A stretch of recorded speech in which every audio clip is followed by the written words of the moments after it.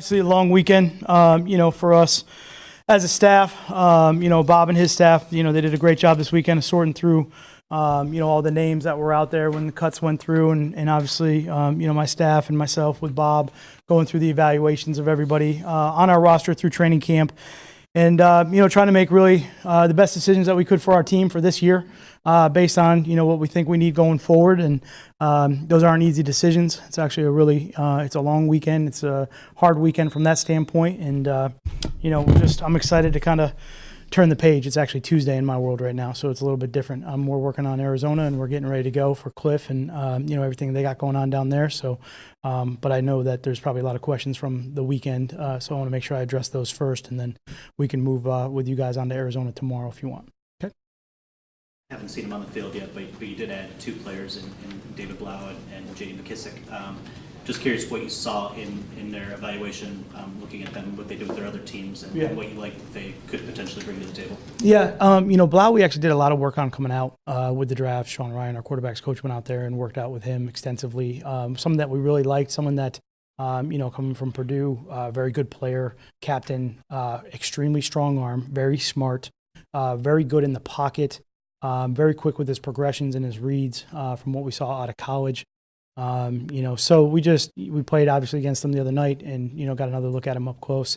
It just was an opportunity for us to try to, add some depth to the position and take a look at some guys that we liked coming out of the draft. It's kind of interesting, when you get to the end of the draft, you're trying to get free agents, you're trying to draft guys in the end of the, 6th and 7th round, guys that you think you want to take a look at, guys that you spent some time with through the course of the draft. And then it's almost like you have a second opportunity to do that as you get towards the end of training camp. Some of those guys become available, or other teams may move on from those players, and you still want to get a good look at them, so you try to do the best you can.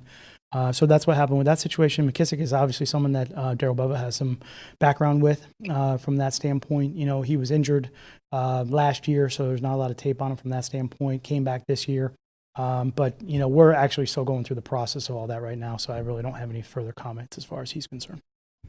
Why keep three quarterbacks on the active roster? That's not as common in today's NFL as it used to be. Is there some, why not? I think it's just we're trying to do the best we can to fill our roster right now and get evaluations of guys. I think the roster is something that you guys will know will continually change, especially here as we go through the next couple of days. I think there's it's interesting when you go through this weekend, there's a huge amount of movement, and then there's some secondary movement that takes place after it. That's interesting, and for us, that's just kind of where we decided number-wise, we needed to be. We got a pretty interesting week coming up as far as trying to get ready to prepare for an offense that we felt we needed some all hands on decks that helped out with that. I know you loathe comparing year to year with respect to that, but I also know it's difficult to get things the way you want it after just 1 year. Second year now to put the roster together. Defensively, wanting to be multiple in a lot of different aspects. Do you think you're better equipped to have that multiplicity to combat the variety of NFL offenses you'll face during a given season? We'll have to find out. I think we tried to put it together that way. I would say really just the carryover from the players that were here last year. I think having a year under the system and learning it a little bit more in depth, some more detail, allows us to be a little bit more flexible because of the concepts. Maybe are understood a little bit better. It's the second year of it. They kind of understand when they apply better from that standpoint. The defense is very multiple in the fact that there's a lot of things on the field that those guys can do. They can adjust different ways so that, they're out there playing the game. I'm not. So they have the ability to do that. And I think just familiarity with the calls and things like that allow them to maybe look a little bit more versatile in those situations. So second year kind of helps with that. You just alluded to the fact Arizona's offense is obviously completely different than a lot of NFL offenses. For people who haven't seen much of it, can you just describe why it's different? Sure. And how do you go about preparing for it? It's so the first game of the season is always really difficult just in general because you're not really sure what teams have worked on through the spring and I would say the first month of the season, especially as you play teams that have change and turnover and roster and coaching staff. One of the things about Cliff and his offense in particular is just you're trying to get a gauge based on, what he did in college, what Kyler Murray did in college, and then on top of that, the third element is, what do they have skill set wise at Arizona? So you really have three different entities that you're trying to handle from that aspect of it. So it makes it really difficult. I think, from what we've seen on tape from the preseason, I think it's been like most teams in the preseason, they've run, basic stuff from that standpoint. We know there's a whole other element to the offense. And certainly when you look at a big body of work like Texas Tech, there's a lot to that offense. How much are they going to run in the first game? We don't know. We're just going to have to be able to handle whatever it is, pace, tempo, line of scrimmage checks, different formations, different personnel groups. Those are all things that I think that will be in-game adjustments for us that are going to be really difficult, especially playing, in their stadium where they're going to have full control of the communication. There's not a crowd noise they have to deal with or anything like that. So defensively, it's a big challenge. It's really hard to get ready for that stuff. And when you're dealing with Kyler Murray and the type of quarterback that he is, in general, his athleticism, his arm strength, he makes quick decisions. He gets the ball out fast. And if a play breaks down, then you have a bigger problem. I think the flat-out speed that he has, that he can create big plays, that's a major problem, and we haven't really seen that. Back and watch Texas Tech and Oklahoma, or Yeah. because Cliff, can you just rely on some of your basic knowledge of what you like? Kind of combination of all that, certainly, worked with, had Cliff for a little while and know, he's a great offensive mind. He's going to do things that are going to give us problems, and you have to really check all of that. The trick is to not inundate everybody with too much information where you can't, just go out and perform. That's really the hard part this week. Is there an added layer to that because it's a first-time head coach and a rookie quarterback together where you don't have a good base to work with either? Does that make it even more challenging? Yeah, sure, definitely. Especially because there's no pro tape from that aspect. I think the biggest part about it is just not having a season of professional tape to look at from this level to see. It's just much different. The defenses, how they attack, how they look at guys, how they play. It's just so different than what maybe you're looking at on tape from college, things like that. So it does make it more complex from that standpoint, certainly. Were you able to work on that maybe during the preseason, even during the spring? Not even from a scouting perspective, but an on-field perspective. Are you able to work on that at all, or because it's kind of flying blind, it becomes more challenging? Yeah, I think there's certain aspects of concepts that they'll do that do transcend to other teams, other things that we have to prepare for through the course of the season. So you are working on some of those fundamentals, certainly just as part of your normal defensive install preparation as you go through the spring, through training camp. So those will carry over. It's just the details and specifics of what they're going to do that we really just don't know yet. I was curious what you saw in Josh Johnson. To win that backup job in just 3 or 4 weeks or whatever it was. Yeah. Well, I think all the positions were really, very competitive. I think the quarterback position, the backup quarterback position is competitive. It's still competitive. I think, those guys are still out there working really hard. I think Josh did a great job of coming in, maybe like we talked about when he got here, of just acclimating to the new offense and learning it as fast as possible to be able to put himself out on the field right away. We obviously had a situation where he had to go out and play immediately. So he was able to kind of handle that pressure, handle those situations, and, and produce at the same time. So, certainly that helped him in his, in his evaluation as we went through camp. So, but just, we're obviously kind of moving into a different mode here and getting ready to go play. But certainly from the training camp perspective, I thought he did a good job of coming in and just diving right into it right away. Wide receiver battle seemed pretty competitive. There are a lot of guys there, at least through the spring and summer. What set Chris and Travis apart in getting those last 2 spots?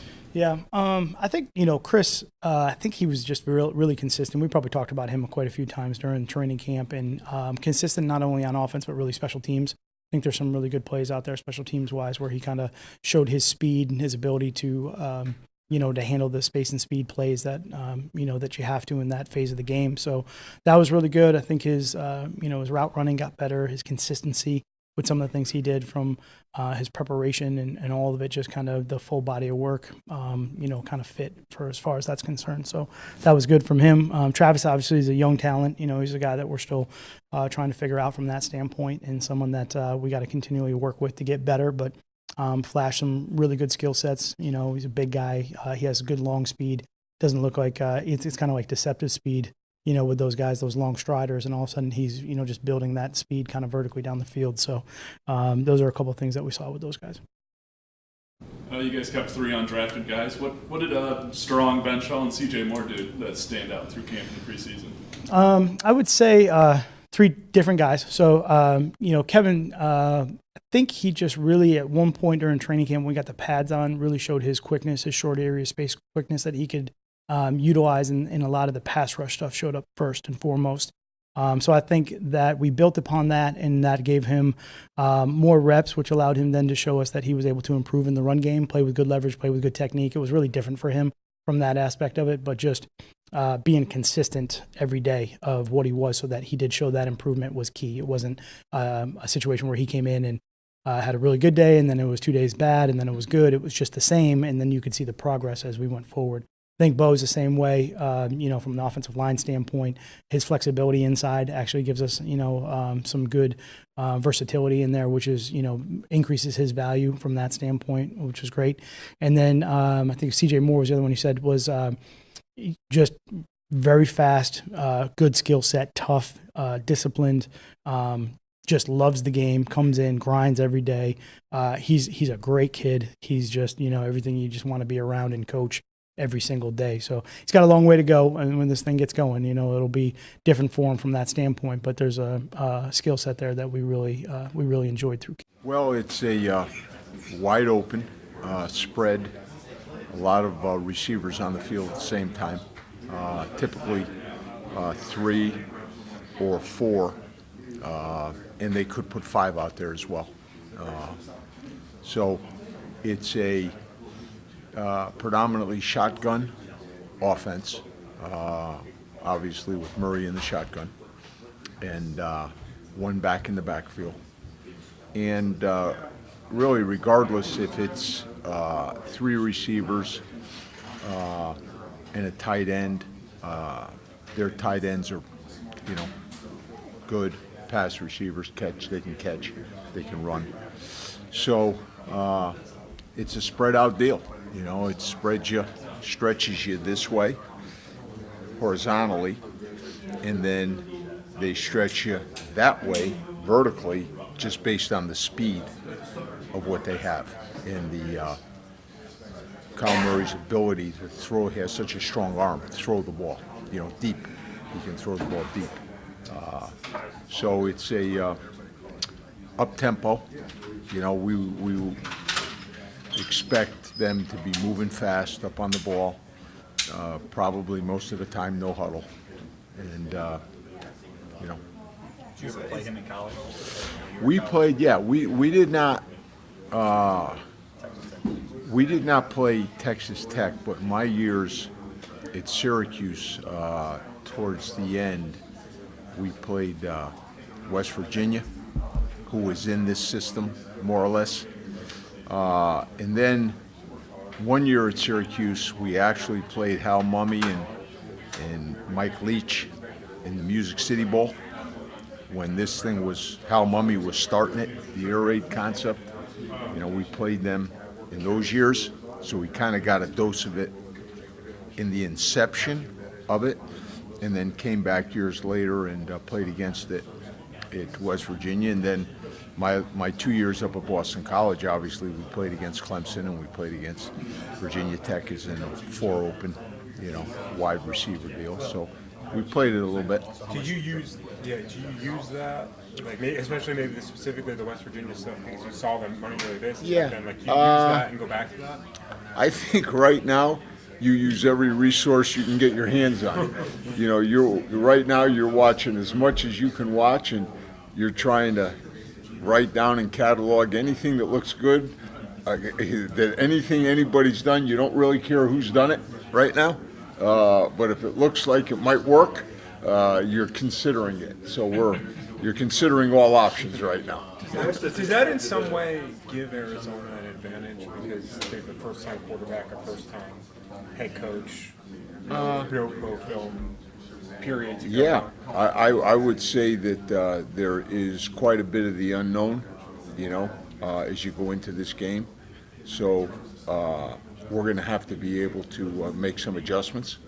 You make adjustments in every game, but in this game, considering that, in 4 preseason games, for any team in the NFL, how much do the starters really play? Whether it's Detroit or it's Arizona or it's the New England Patriots. I mean, actually, how much do they really play? They don't play really that much. So it's very, very hard to get a gauge on exactly what you're going to see. How much does it add to it when there's so much talk about the passing game and how they spread it out, and then that running back's one of the best in the league? Right. Did you have to deal with that? Yeah, I mean, you put too many resources, into the pass, and the run hurts you. And if you put too many resources into the run, the pass hurts you. So that's the whole idea of this, And this offense is really an explosive deal when you've got real speed at the wide receiver position, and they've got a Hall of Fame receiver, in Larry Fitzgerald, who is going to really present issues in this offense too. So, so it presents a lot of problems. It really does. Paul, you mentioned writing things down, taking notes of every little thing to create this big catalog. When did that process start? Was that March or was that July or last week, or when did you start? Yeah, for me that probably started like in 1995. Maybe before you were born. Really, Yeah. So. You can draw on those bold notes for something like this. Oh, heck yeah, heck yeah. Experiences you've had, offenses you've played against, styles of quarterbacks, wide receivers. So I think, you're trying to go back on all the experiences you've had and the staff. Fortunately we got a great staff. A lot of these guys have, been involved in this. So you're just trying to pool all your resources. Was there a more complicated, more concentrated, I guess, study of it when you knew you were opening? Oh yeah, yeah. There's no question. Yeah, there's no question. You're researching. But let me say this to you too. That I think every coach, every team in this league and probably in college football. We did this a lot in college football. We tried to study like the first quarter of the season. We tried to say, okay, we're going to study the first four because we're really not going to get a lot of information on those teams. So let's do a lot of research now, and then once you get beyond game 4, now at least you've got a 4-game study. When you play the 5th team, you got a 4-game study, so you got a pretty good body of work that you can study from. So sure, we studied Arizona, but we studied a lot of other people too, because there's issues all over the place, not just with Arizona. This might go way back, but is there anything you need to take from the offense you ran at Syracuse? I mean, it's obviously triple option and way different, but are there things you can take? Yeah, the zone read is an evolution of option football. There's no question about it. Back in the day when we were at Syracuse, it was quarterback under the center, and you ran option football. There are coaches who innovatively put the guy in the shotgun and handed the ball off on the zone play, and forgot to block the end one time, seriously, probably forgot to block the end and it worked, and they looked at it and they said, holy mackerel, let's try this again, let's read the guy this time. If he comes down hard, let the quarterback keep it. If he stays over there, let's just hand it off. And there were coaches that, developed that, It's like Emerald Ballard with the wishbone. High school coach in Texas develops the wishbone,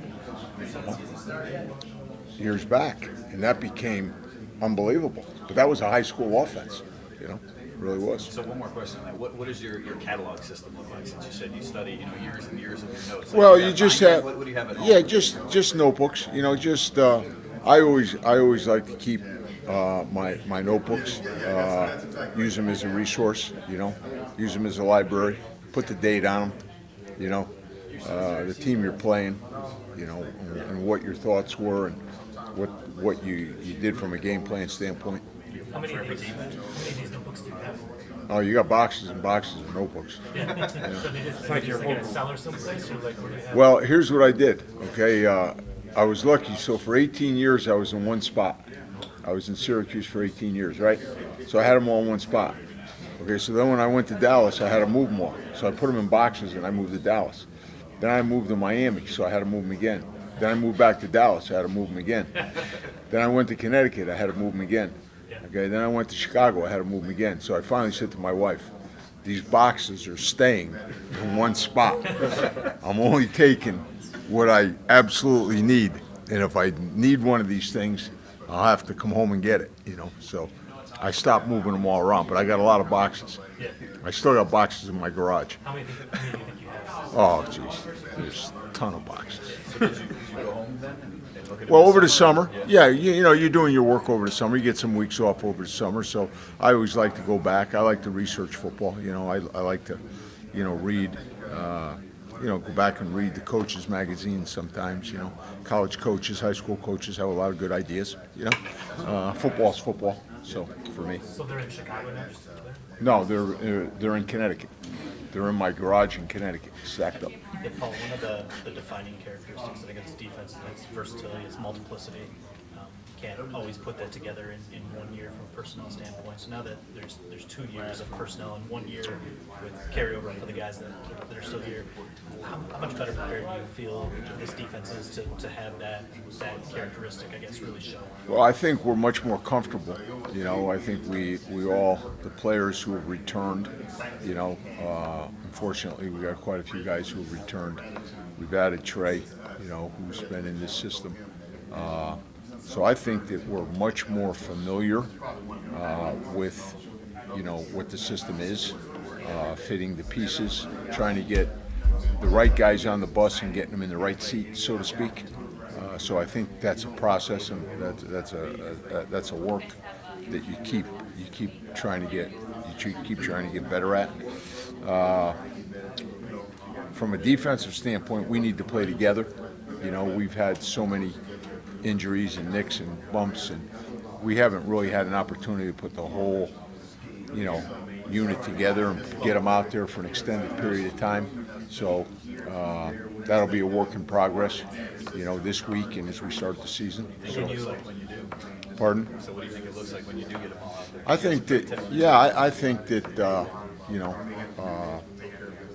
when we have everybody healthy and everybody out there, and we haven't had that chance yet, you know, I think given, you know, an opportunity to play and to get to know each other, I think then, you know, we'll have a chance to, you know, hopefully play good defense. But we've got to, it's a work in progress, and we got a ways to go, to be honest with you. When you add pieces, he's asked to play a bigger role early on, how just your comfort level of step? Well, I think that, you know, he's a rookie, you know, so we're not going to put any undue pressure on a rookie ever.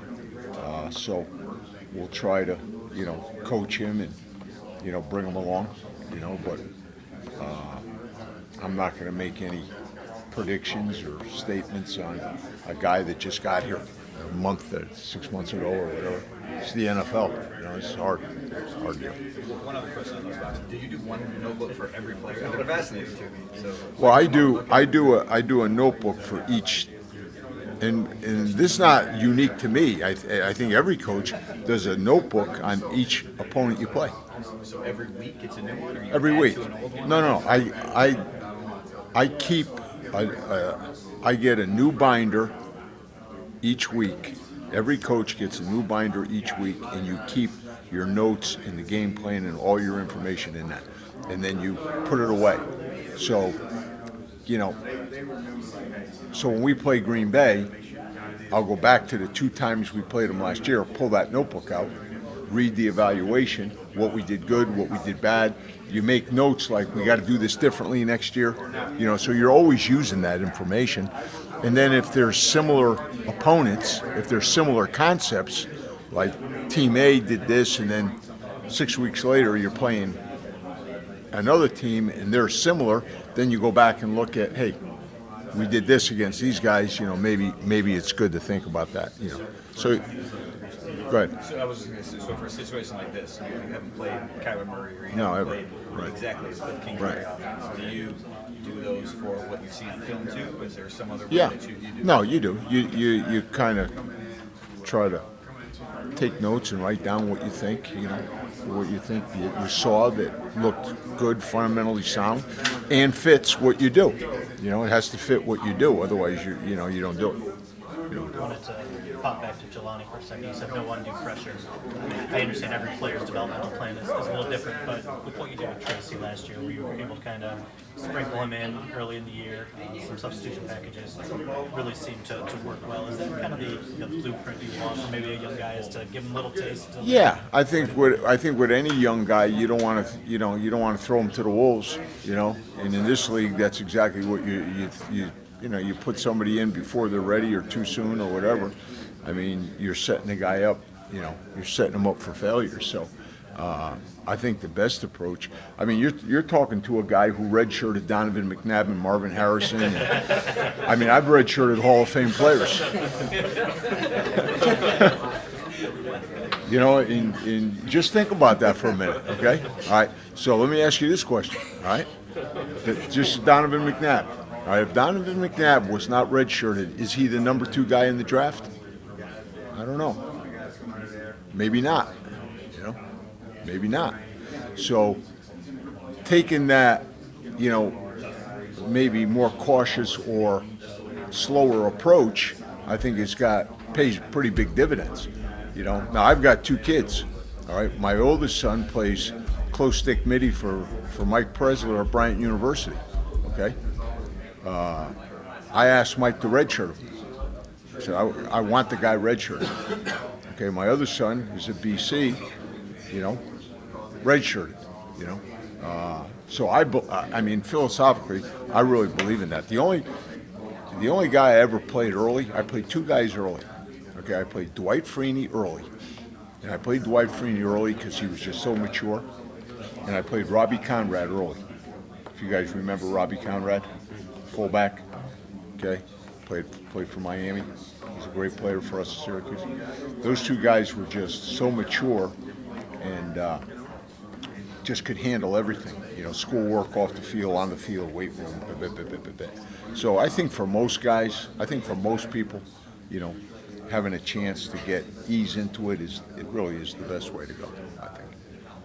Just because young Class 1 guys can, failure is not the right word, but coming up short of their expectations can impact them mentally going forward. Yeah, you kind of put them back, you build them up, don't tear them down type of thing. So, we've got some good young players, and hopefully you're in a situation where you can do that. Paul, you mentioned continuity of players second year. How does that factor in with the coaches too? How much more? Oh yeah. Is that familiar, especially on the defensive side? Yeah, it really hurts. It just makes the meetings better because everybody knows what everybody's talking about. It's not like, well, somebody uses one term and the another guy uses another term. Well, they mean exactly the same thing, but it's like I'm speaking French, and you're speaking Italian, so what does that mean? They both mean the same thing. So at least now this year, our terminology, you can get through a meeting faster, And how does it play out in game? No, it plays out because you're moving fast. You're making adjustments. You come off the field, the first thing you're doing is making those adjustments because you may be running right back out there and you want to get it fixed and you want the kids to have a clear picture of what you're talking about. So it's just so much better. It's just so much. Really, all the guys have done a nice job of coming in and learning the system, working hard. We sure would like more time on task, but as we'll just continue to work each and every day to get better. You guys made a move to get JD because seeing as you have some experience with him, I guess you had at least a little bit of input into getting that guy in. What are your thoughts on him and what does he bring to the team? He's a versatile guy, so he can play a lot of different roles for you. So I think that was the first thing that was exciting about him. He's a guy that you want to get the ball into his hands because he's a nice playmaker that way. So we'll put him in the mix with a really good room and see how it shakes out. Was it surprised with the 3 quarterbacks? That's not something that we've seen here in a couple of years. Can you just explain the decision there, what you think about Johnson?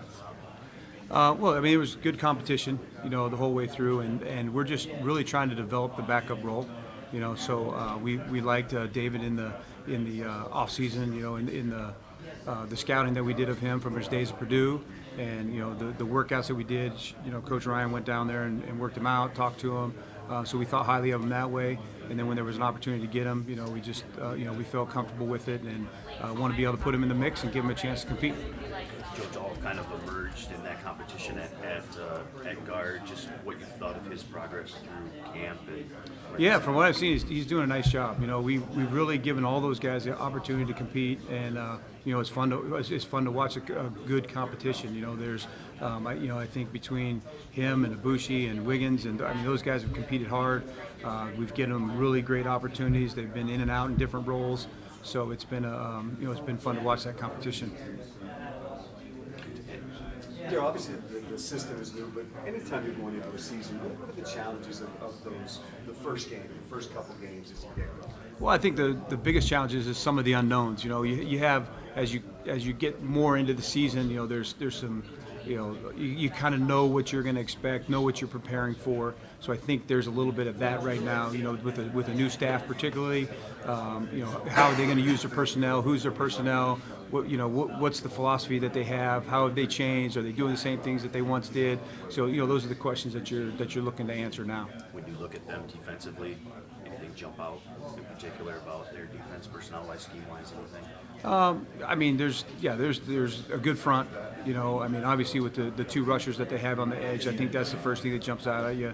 With Chandler Jones and Terrell Suggs there. So that's where it starts. I think that tells you they want to be able to get out after the passer. They're going to always be in the game. When they're in their base defense, but also when they're in their nickel defense. Those are the two edge rushers. So I think that's where it starts for them. Obviously, the biggest transformation offensively. I know you weren't here last year, but that tight end position. And you guys really spent some resources to build that up. What do you like about that? Well, it's a versatile group. We can ask those guys to do a lot of different things. I think really all three of the guys, Hawk and Jesse and Logan, all three of them can play both the roles that we have. They can both play the Y. They can both play the U. We can move them around. I think we'll be able to keep ourselves from getting into any major tendencies that way because of the versatility that they have. Also, they're great targets in the passing game. They have good length. They have good catch radiuses. They all catch the ball really well. They're willing blockers. Everybody has their strengths and weaknesses in the group, and it's a huge upgrade. It's a really a good room for us right now. Darrell, I know you want to be committed to the run. You want to be a versatile offense, but over the course of the season, what do you need from your quarterback position for your offense to be successful? You just have to play good football. Have to make good decisions, take care of the football. Not put it in harm's way. As long as we take care of the football, then we'll be fine. We're looking for Matthew to just be able to run the show. Just be able to be the master of the offense, get us all into good situations, keep us out of bad situations, and make smart decisions.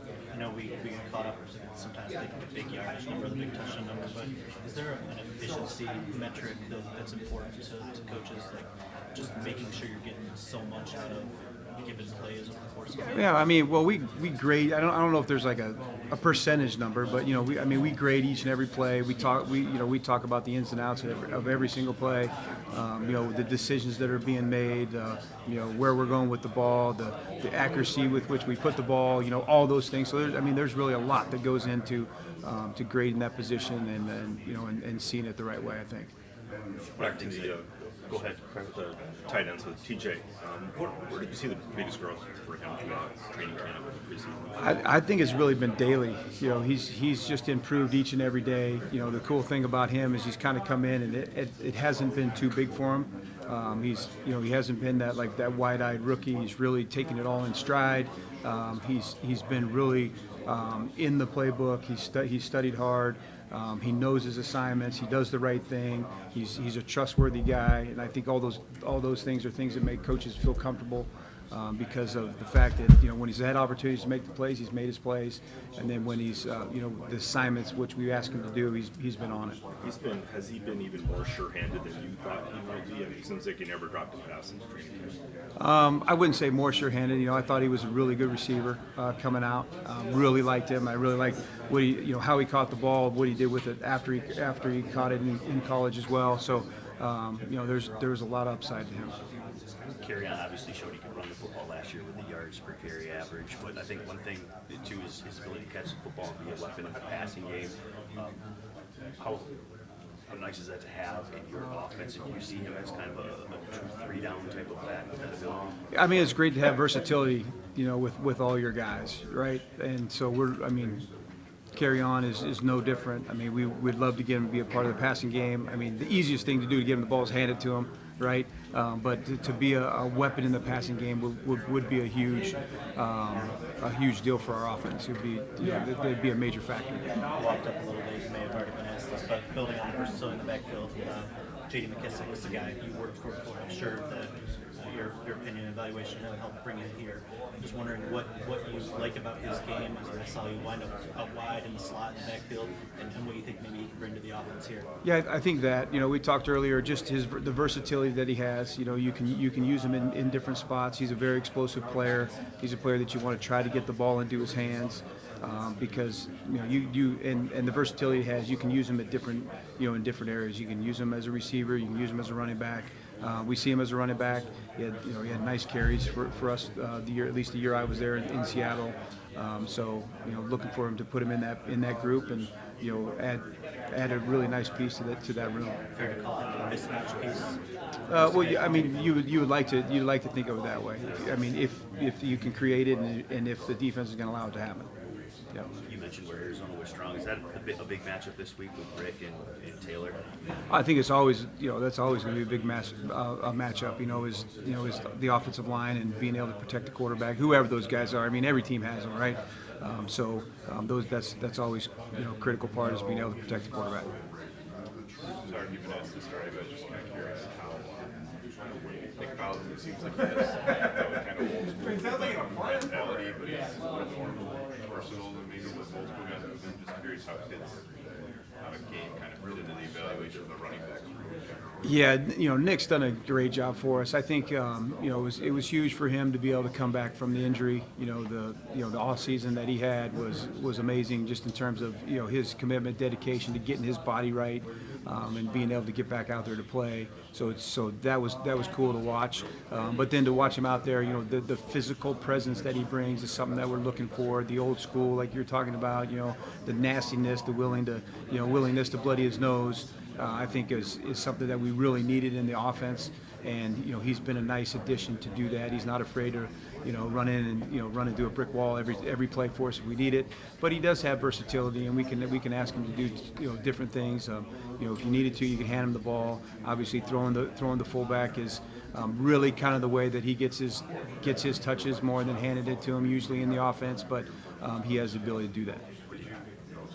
You had to start over. I know because it's obviously coming into the movies or playing in the backfield. There's a blocker can be tough. Is there why picking kind of defensive steps? Did you have to start over with him because he was hurt all last year, or do you feel like he made progress?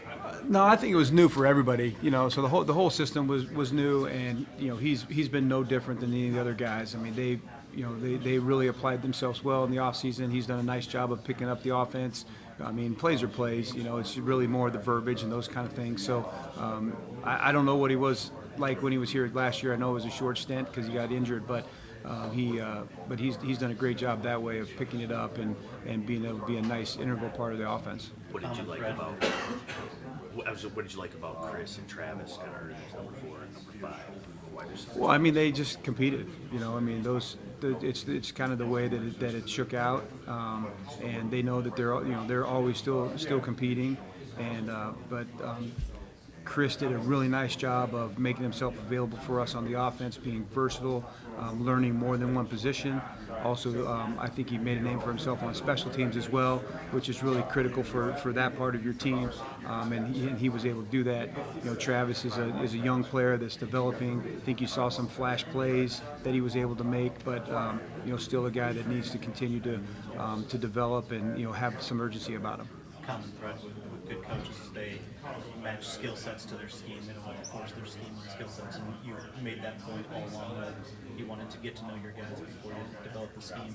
How much, maybe from what your initial vision of what it might look like here, has it changed over the course of the offseason? You've got to learn the players that you've had. Yeah, I think it's changed a little bit just in terms of figuring out what the guys do well. So you have to start somewhere. So there was a place where we started and kind of said, okay, this is what we want to do, this is what we're going to run, and then it becomes, okay, now like who runs that the best, and how can we get this guy here, move him over here, and kind of just start moving the pieces around to fit their skill sets and what they do best. And that's kind of the where we've gone the last 2 weeks here, and then we're heading into this week. And now that college football has started, just watching some of those coaches out there, Lincoln, for example, at Oklahoma, how much do you watch those guys and the innovation they're doing at that level?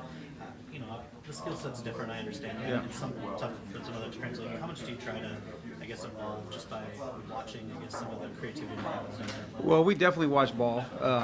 Probably not as much college ball as we are, because we're so busy during the week. But we get to see plenty of games that we're watching from in the NFL.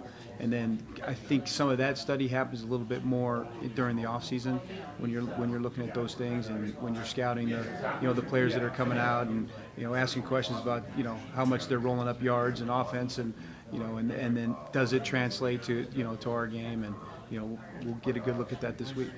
How much of your offense would you say you've installed to this point, and then maybe how much more is left to discover this point? I really think it's a hard question to answer, because it's. We have a good chunk of stuff in, but as we were just talking about, as we continue to learn the players and put them in different positions, then some of it gets tweaked, and names get changed. So it's really it's really an evolution from from phase 2 to the last week of the season. It continues to evolve, continues to change, continues to put little wrinkles in, and so I don't know if there's ever you say this is the final set. And just during the last, I'm just curious what your impressions are of this man on the field and off the field. Yeah, off the field he's been good. I think he went through the process of processing what we were doing with the offensive line, and then he's been great. He's worked hard. He's competed. We put him in a big competition with Joe and Wiggins and Ibushi and those guys, and he's been steady, and he's gone out there, competed, and worked hard at it. I did want to go back to that college question. Yeah. You said that's an off-season study type of thing. The whole year off. I wondered how much during that year off of football did you really dive in and maybe evolve your own, thought processes to constructing an offense in general? Oh, there's definitely some evolution there, and I watched a lot of ball during that time, and I spent a lot of time with my family. That's basically what I did in the offseason at that time. Just wondering, our defense is going to be surprised maybe by some of the stuff that you roll out that maybe isn't what you previously established on the team. We'll have to see. Okay. I don't know. I don't know if I can answer that for them, but we'll have to see. I wasn't asking what the surprises were. I'm just asking, will they be surprised? I don't know. You have to ask them if it's a surprise or not. I don't know. Yeah. You prefer not sort of pigeonholing guys in certain roles, but just looking at the wide receiver depth chart. Danny's really the only true slot you have there. Do you see maybe JD was pitching in there, or you have a comfort level with some of those other guys being able to move inside and play there? Yeah, that's a really important role for us. But you'll see Danny in there, but we have the ability to move all kinds of guys in there, and so really the whole group, because you have so few guys on your roster. Really, you have to have guys that are flexible, that can learn more than one position. We can change the name of the formation to get a different guy in there.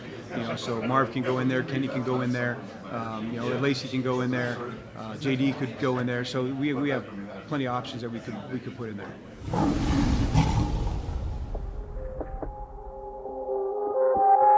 They lit the fires under our feet, chased us into the hills. Oh, they let the wolves off of a leash. Should've finished the kill. We got ashes on our shoes and an outcast attitude, and we're all immune 'cause we know the truth is viral.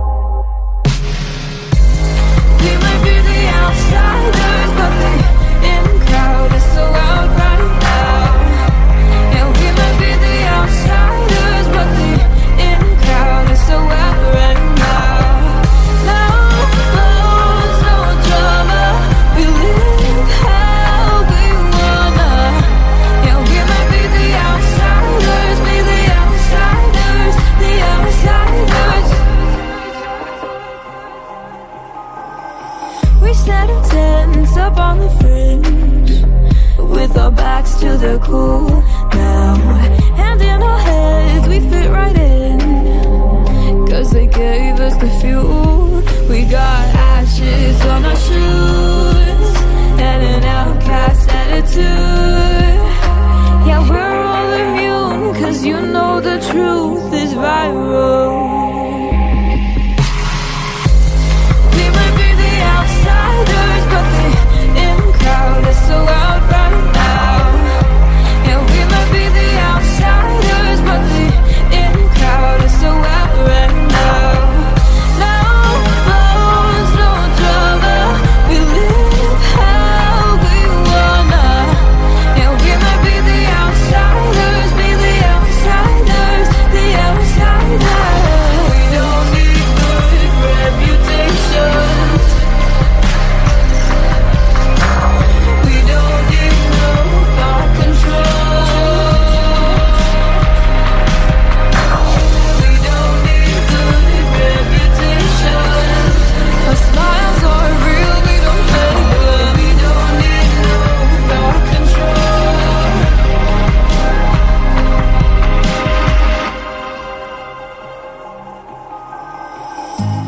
We may be the outsiders, but the in crowd is so out right now.